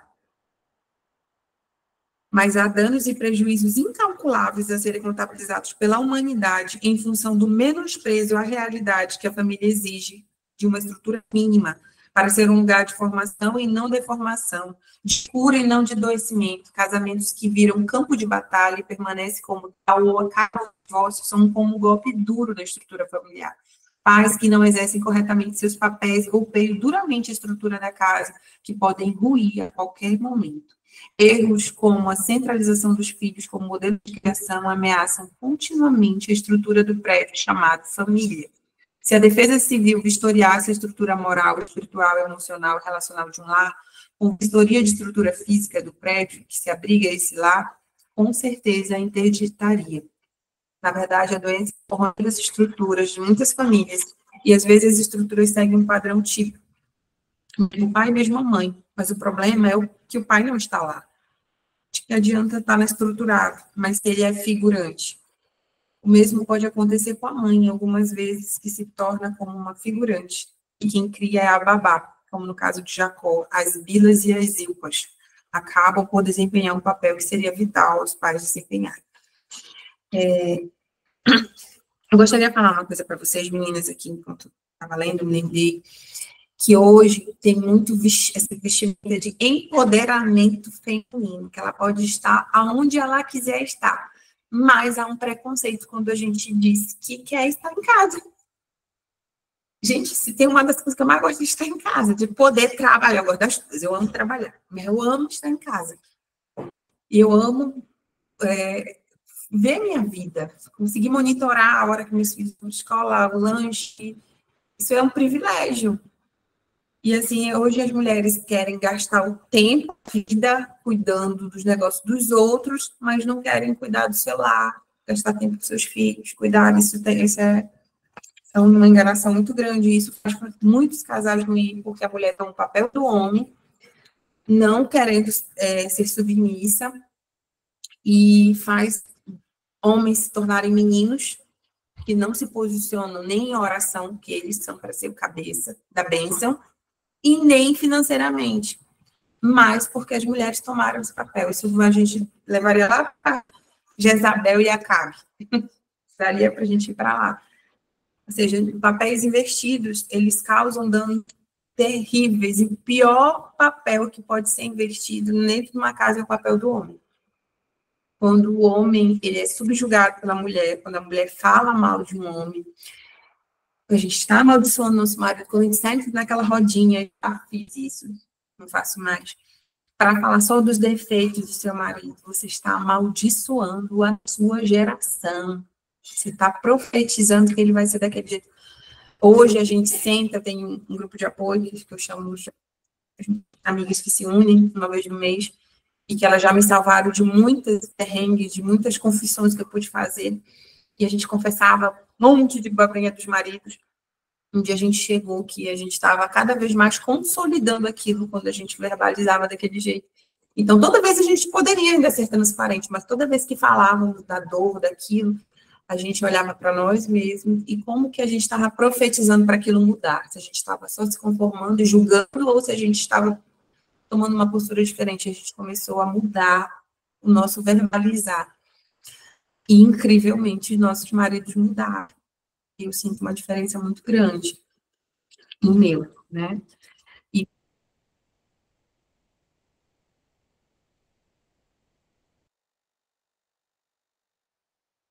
Desligou teu microfone.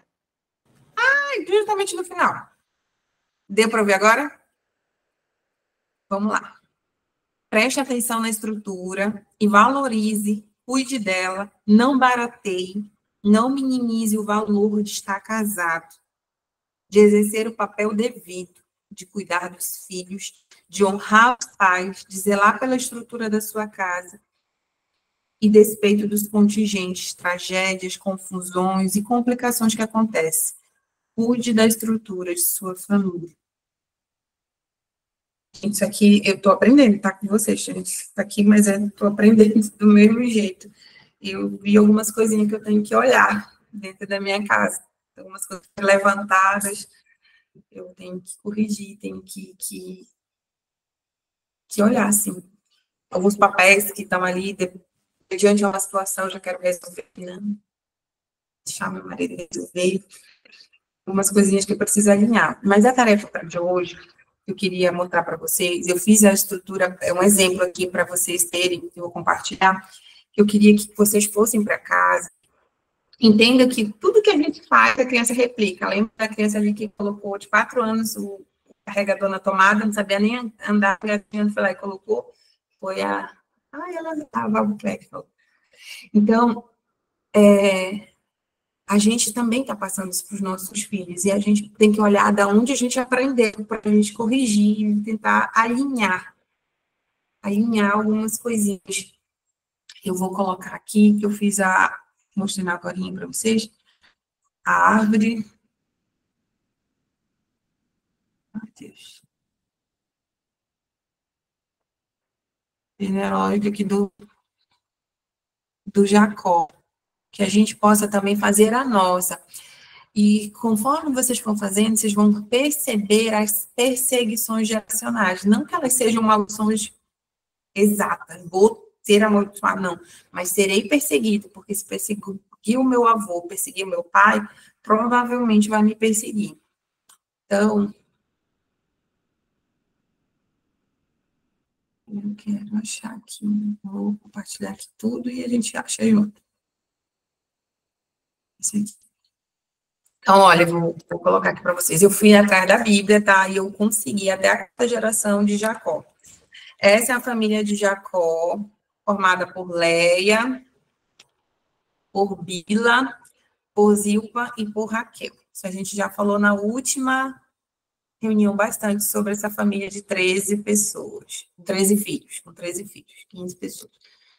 Tá, mas aí eu fui lá na raiz. A Bíblia fala que Abraão é da descendência de Terá, que Abraão era pai de Isaac, né? Então eu peguei e fui lá. Começou com Adão. Adão teve Caim e Abel, só que ele teve outros filhos, foi 7. Então, a linhagem de Terá vem de 7. Passou Enos, passou Cainã, Malaleu, Jared, passou Enoque. Enoque foi aquele que foi arrebatado do Senhor, que ele era um homem com o coração de Deus. Matusalém, Lameque, que foi aquele que trouxe a paz. Depois que ele trouxe a paz, ele teve um filho chamado Noé. E depois de Noé veio Sem, Cã e Javé, que eram os 3 filhos de Noé. E Terá é da linhagem de Sem, que vem a Arpaxade, Selá, Ebé, Peleque, Reu, Zerug, Naor, Terá. E veio Abraão. Terá, ele era filho de Naor, e ele deu o nome de Naor para um dos filhos dele. Então, era o Naor neto. E ele era também pai de Abraão e de Arã. Então, tá aqui. Arã era o nome, inclusive, de uma cidade. Então, se eu falar o nome da cidade, também é o mesmo nome do cara. E Abraão e Terá teve Naor. Abraão aqui tem 3 esposas no meio, mas eu vou explicar que ele não teve essas 3 desse jeito assim, não.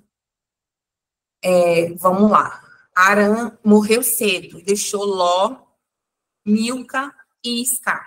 Esses aqui estão no verde, vou tentar dar aqui. Arã, ele morreu. Deixou Ló, o único filho homem, Milca e Isca eram mulheres, tá? Aí, o irmão dele, o Naor, né, casou com a sobrinha, a Milca, daqui do Ló, irmã do Ló, filho de Arã. Ele morreu cedo, deixou só os 3 filhos. Nem fala quem foi a esposa na Bíblia. Aí veio Abraão. Abraão tinha a serva Agar, que deu o primeiro filho, Ismael. Depois teve Isaac, que foi o filho da promessa. Sara morreu, não chegou a ver Isaac casar. E ele casou com Quentura. E Quentura teve Zirã, Joxã, Medã, Midian, Isbaque e Zua. Midian veio os midianitas, eles eram servos de Deus, tá? E veio da descendência de Abraão, muito, muito abençoado, que já foi do casamento de Quentura, já foi depois que Sara morreu, mas o filho da promessa, Isaac, ficou com todos os bens, por isso que a primogenitura, né, foi dada totalmente a ele, apesar de que foi abençoado Ismael, numerosos, um povo numeroso, Deus abençoou, mas os bens ficou com Isaac. E Naor e Milca tiveram Betuel. O Betuel teve Rebeca. Rebeca era irmã de Labão, tá? Só para entender a família um pouquinho. Ela era irmã do Labão. Então, Isaac casa com a filha do primo, Betuel, Rebeca, que gera Esaú e Jacó, e que vem toda essa família. E aí você vê se repetir. Quem foi que falou? Foi a Cláudia que falou para mim assim. Eu queria que você fizesse isso. A tarefa é essa, que você possa mapear a sua descendência até a 4ª. E que você possa ver lá quantos separaram. Só sintomas, a gente nem vai trabalhar a causa, só sintomas. Quantos tiveram doença de câncer, por exemplo? Quantos tiveram uma morte jovem, como Arã aqui. Ele morreu muito jovem. Isso também é um sintoma. Se puder e conseguir, quantos fizeram aborto ou tiveram dificuldade com o primogênito? Você vai anotando os sintomas. Olha, alcoolismo, drogas, prostituição, adultério. São sintomas. São sintomas. E sintomas de perseguição, de maldição. Aí você vai se colocar nessa posição, vai subir. Lembrando que do seu lado estão seus primos, e eles contam, porque o que se atingir o filho do teu primo pode atingir o teu filho, porque está na mesma linhagem. E isso é bom para mapear. Então, a minha tarefa hoje é essa, que você possa fazer um mapeamento da sua genealogia e das suas perseguições. Aí, voltando para o que a Cláudia falou, ela falou assim, Rosa, fiquei indignada. Para de compartilhar aqui. Eu posso mandar no grupo, assim. Fiquei indignada que o Abraão mentiu, dizendo que a Sara era irmã dele, tarará, para que ele não matasse ele, enfim. Aí ele mentiu uma vez, ele mentiu 2 vezes. Aí ele disse, Rosa, tu acredita que ele mentiu 2 vezes? A Cláudia chegou comigo assim, chateada com o Abraão na cela. Eu disse, amiga, então tu lê só mais um pouquinho, que tu vai ver o Isaac fazendo a mesma coisa com a Rebeca. Ao ponto do rei ver ele se acariciando depois de meses, e o rei perguntou, por que ele me fez uma maldição dessa? Então, eram mentirosos, e o mesmo padrão de mentira, né? Foi se estendendo. Ou seja, não tinha postura de homem para defender a mulher. E, enfim, quem sou eu para julgar? Não sei qual era na carreira, mas eu entendia que o adultério não tinha o peso, que tinha o peso de morte, porque se vão morrer. Mas adulterar pode. Era um negócio meio confuso. A minha era meio confuso o nível ali dele. Resumindo, que a gente possa agora olhar para a gente e ver aquilo que está nos perseguindo. Que no final, no último capítulo, a gente fala sobre a redenção salvadora. Eu sei que aqui está falando de estrutura familiar, mas eu quero aproveitar o conhecimento que eu tenho do curso da EFOL e promover, no final, uma oração libertadora para que a gente possa quebrar algumas maldições que a gente não está entendendo, que não fluem, porque você talvez tenha a maldição lá do aborto. E já é geracional, não foi nem você, é geracional. Começa e não termina, tem dificuldade em se comunicar, em se expressar os sentimentos, jogar para fora, isso gera um embrulho, mal-estar dentro da família, e várias situações. Inclusive, até o teu nome pode ter sido consagrado.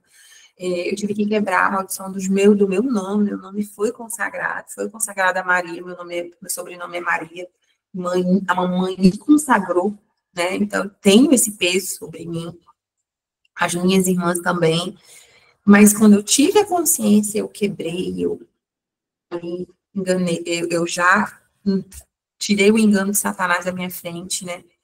Porque existe uma questão de legalidade também de ídolos, tá? Ídolos um adultério com Deus. Você deixa de ter Deus como noiva dele e passa a confiar em outras coisas, doutrina. E, enfim, são múltiplas coisas. Eu só quero os sintomas, a gente vai trabalhar no final as causas, para a gente não ficar só no sintoma. Sintoma não resolve. É paliativo. Orações evangelísticas são paliativas. O que vai quebrar e que vai anular é o sangue de Jesus, é a cruz, mas você entendendo a causa, com consciência. Você vai entender que cada atitude tua vai fazer diferença na tua geração. Você entender que você vem ser guarda-chuva para cobrir eles de bênção, até 1000 gerações. Então, eu peguei aqui mais ou menos a estrutura, só para mostrar como exemplo para vocês, a estrutura da família de Jacó, e assim você vai fazer da sua. Quando eu fiz da minha, eu descobri 18 abortos. Na época que eu fui a fundo, eu tenho a minha avó, ela tem 87 anos, eu tive o privilégio de perguntar, ela foi contando, porque fulana também teve, dentro da família. Foi o que eu consegui contar. Fora, às vezes, que o Moloch quis pegar o primogênito, que quis pegar, que tinha problemas, enfim. Essa foi uma área que eu consegui monitorar legal. Outra que eu percebi foi divórcio. Do lado do meu pai e da minha mãe não tem ninguém casado. E os que têm já se adulteraram muitas vezes. Tem um casal, mas eles já se separaram há muito tempo, voltaram de novo e nem é certeza de que estão juntos direito. Então, quando eu casei consciente. E por muitas vezes, quando a minha carne queria alguém separar, eu lembrava e dizia assim, não vou por conta da minha geração. Por entender que aquilo não afetava só a mim, como o mundo ensina, você precisa se sentir... Não. Deixava nem germinar a sementinha, porque eu já sabia que eu ia se separada para envergonhar o inferno. Vai ser diferente comigo, vai ser até o fim. E não precisa dizer que seja perfeito, tá? Eu sou a quarta esposa do meu esposo, tá? Mas quando bater em mim, não de ficar. Então, não é porque você já está no segundo, terceiro, não. A partir de hoje, a partir da revelação de Deus, da misericórdia de Deus na sua vida, você selar com ele, na verdade, você diz, você mesmo, eu de mim mesmo não consigo manter casamento nenhum, nem estrutura nenhuma. É firmada na rocha, só ele, para fazer a gente suportar, para a gente aguentar. E aí, a Néia, eu queria, Néia, que você orasse para a gente encerrar e desse uma palavra para a mulher de Deus. Ela estava escuro. Néia. Eu acho que ela está aí no carro. Então, vamos orar. Ivanete, tudo bem, Ivanete, que você não falou nada? Pois é, eu cheguei atrasada, fiquei com vergonha, mas eu gostei muito de dizer que isso é cura, esse grupo é realmente cura e muito de Deus. Rosa, eu tenho pedido muito para o Senhor isso, né, que você está dizendo. E eu até comecei a buscar aqui saber por isso que naquele dia eu perguntei assim, mas isso é um ministério de libertação? Porque eu sinto no meu coração que, no meu caso, né, eu sou a primeira a separar, né? Então, eu creio ainda que o Senhor ainda não vai permitir esse divórcio, mas da família do meu esposo, ele era o único. Aí eu fui, assim, conversando com a minha filha que tem me colocado, mãe, a gente tem que orar para quebrar isso, será quebrar de mim, porque tô em processo de casamento, tramitação. E ela disse, eu fui pensar na vida do papai, na família, todos os tios, o primo, todos já não é mais a primeira mulher, já é a segunda, então estão separados. Eu disse, é muito adultério na vida da... Eu disse, é, realmente, minha filha.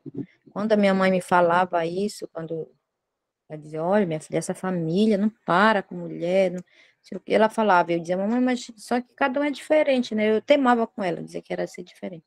Então, um dia desse, ela me lembrou, minha mãe. Ela se lembra, minha filha, que eu te falava, que filho de peixe, peixinho ela, diz, que teu A sogro separou. perseguição. É a perseguição, né? Pois é, e aí, como você falou, eu digo, eu estou muito feliz, assim, muito grata pelo Senhor estar usando você, né, usando esse teu dom, pelo que tu buscou. Ele, né, ele realmente entregou e eu estou na expectativa, as irmãs também, que cada um de nós temos, né, para a gente, tanta coisa, né, da minha O família, a primeiro, parte de o primeiro feitiçaria, item minha para a avó, minha libertação bisavó. é esse mapear. Depois que você mapear e confessar, porque a gente está falando de coisas tão íntimas, eu vejo a Alessandra se emocionando, É, coisas que isso. até eu me sinto falha de não poder ter ajudado ela, mas assim, é tão profundo, isso é Imagina, libertador. Rosa, tudo é no tempo de Deus, né? Tudo As no tempo pessoas de Deus. certas apareceram para ajudar. Assim. Hora certa, tudo é E na uma hora coisa certa. que eu aprendi muito assim é que quando eu soltei e eu fui cuidar de mim, do meu espiritual, fui buscar a Deus, aí ele veio. Tanto que o primeiro dia que a gente foi lá na célula, foi ele que decidiu. Eu quero ir numa célula hoje. Eu falei, então decida qual que a gente vai, de qual igreja. Porque sempre que eu dizia, ele não queria. Eu não vou, vai sozinha. Posição da E aí, cabeça. nesse dia, ele que decidiu, eu quero ir. Eu falei, então onde que a gente vai? Ele falou, vou perguntar do meu irmão, porque ele deve estar em alguma célula. Eu falei, então pergunte. Aí ele perguntou, e isso era tipo, ele decidiu 7 horas da noite, a célula já ia começar 7h30, né?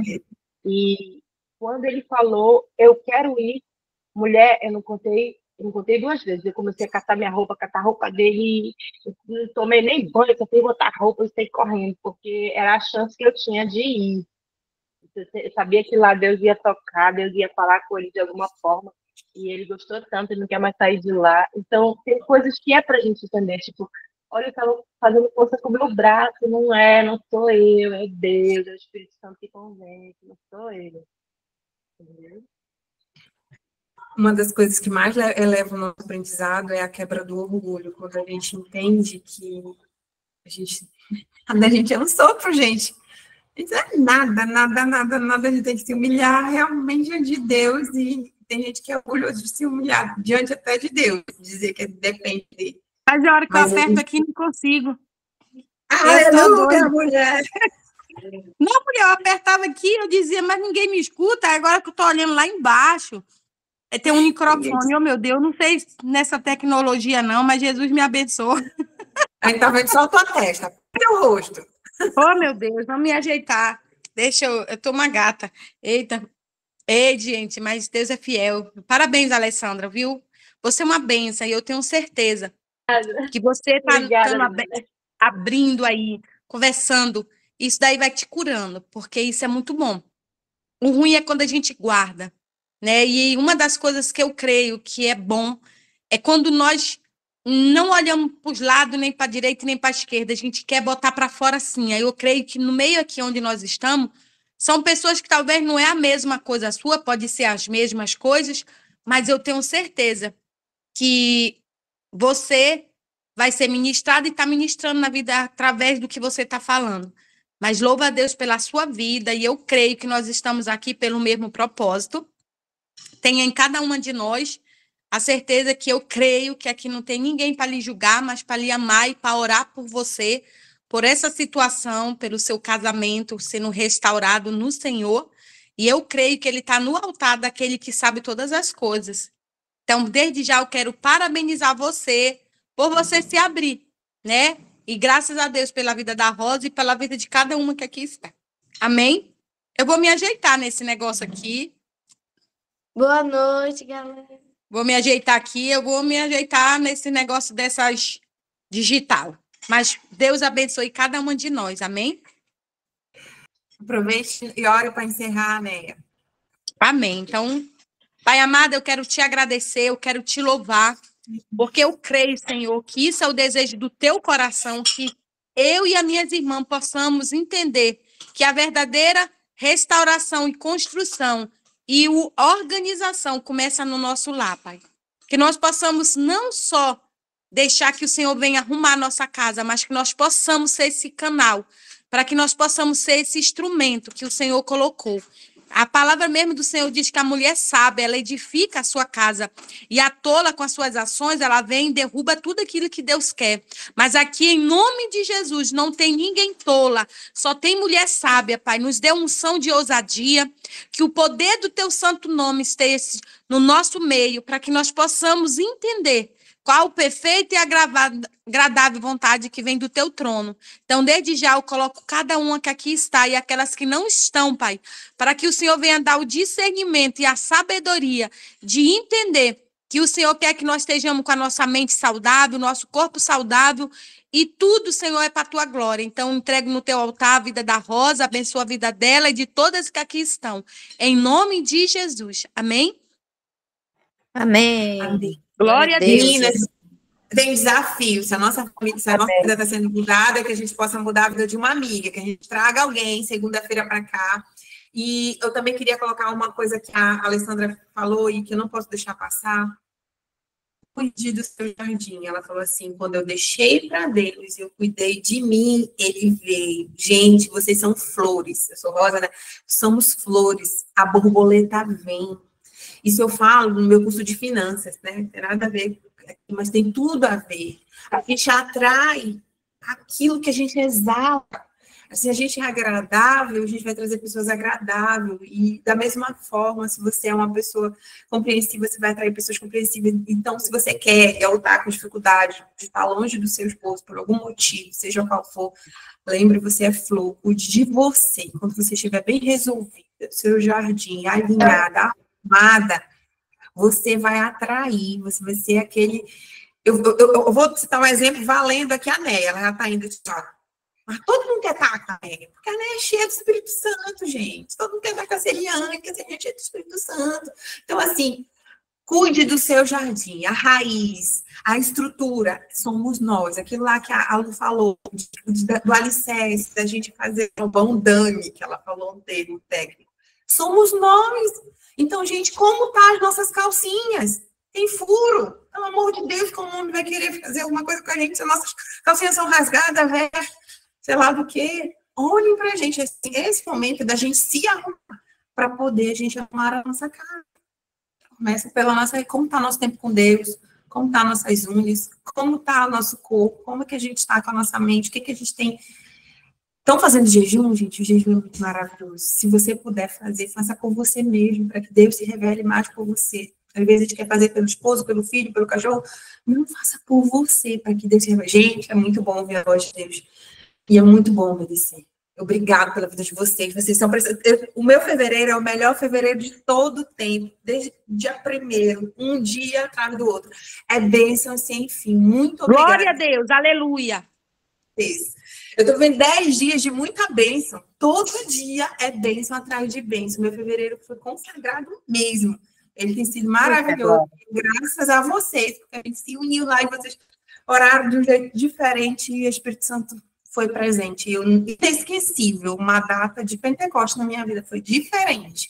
E glória a Deus que a partir daí não venha a cessar esse fogo que venha queimar. E é graças a vocês. Jesus. Sou grata por isso. Beijo, Eli. Beijo, Celiane. Alessandra. Ele é maravilhosa. Vamos marcar sexta-feira, Eli. Senhor. Beijo. Tchau, tchau. Darlene, Deus abençoe você. Verdade, cadê Darlene? Ela entrou e saiu. Entrou, saiu? Não, acho que ela tá aí, Não, só tá tá aqui. um pouco A Eli tá no escondidinha. escuro, Eli. Oi, Eli. Pois A é, Eli tá no escuro, não tem energia? agora tá claro. Darlene, Amém. mulher. Deu brado Tu de entrou, depois glória. saiu. Sexta-feira. Vamos. Darlene. Darlene. Abraço. Tudo dormindo aqui. Né, Paulo? Tchau, boa noite. Tchau, Boa noite. meninas. Obrigada. Até Beijo. segunda, vamos trazer uma amiga. Passa o mapinha lá da Amém. geração. Beijo, Amém. tchau. Tchau.